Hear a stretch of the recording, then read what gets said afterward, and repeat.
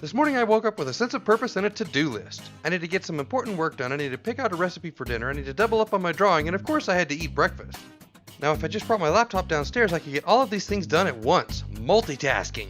Of course I can chew while I'm reading cookbooks, and the software install I was doing for work requires a lot of waiting. Now eagle-eyed viewers might have figured out that I've been doing my drawings the night before the video that they're actually posted in, but last night I didn't do one, so I have to double up today.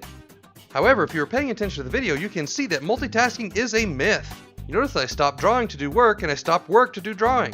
And in a minute, you'll see I stopped doing both to look at recipes. Now, in some ways, we fool ourselves into thinking that we can multitask, like the proverbial walking and chewing gum at the same time, or jogging and listening to a podcast.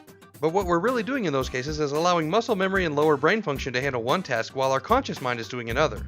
Sure, your body knows how to jog while your conscious mind is listening to the podcast. But when your conscious mind needs to make a decision, like if the dog running towards you is friendly or not, for that moment you actually stop listening to the podcast.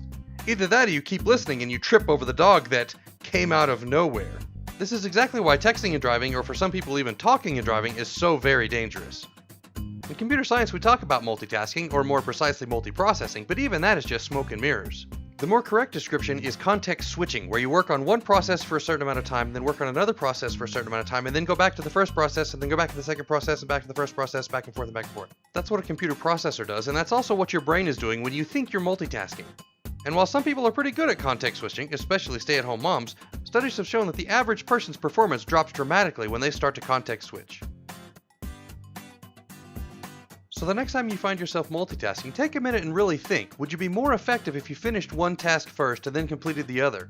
And for goodness sake, put your phone down and drive. See y'all tomorrow.